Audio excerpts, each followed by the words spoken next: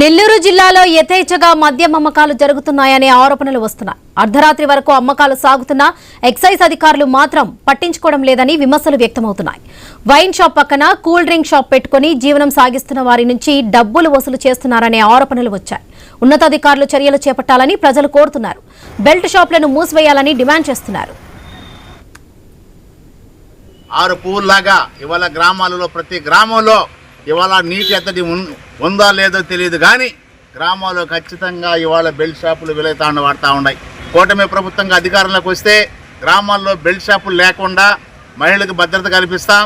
మేము ఎక్కడ కూడా బెల్ట్ షాపులు లేకుండా మొత్తం కూడా శాంతి భద్రతలు కాపాడుతూ ప్రజల యొక్క ఆరోగ్యాన్ని, ప్రజల యొక్క మెరుగైనటువంటి పరిపాలన అందిస్తామని చెప్పి బూటక వాగ్దానాలతో వచ్చినటువంటి కూటమి ప్రభుత్వం ఇవాళ గ్రామాలలో ఎక్కడ పట్టినా విచ్చలవిడిగా ఇవాళ ఉదయం 6 గంటల సాయంత్రం నైట్ 12 దాకా ఇవాళ బారు తెరిసే విధంగా ఇవాళ గ్రామాల్లో బెల్ట్ షాపులు విపరీతంగా కొనసాగుతూ ఉన్నాయి. దీని అంటిని కూడా మొత్తం కూడా తక్షణమే కూటమి ప్రభుత్వం బెల్ట్ షాపులు నిర్మూలించాలి.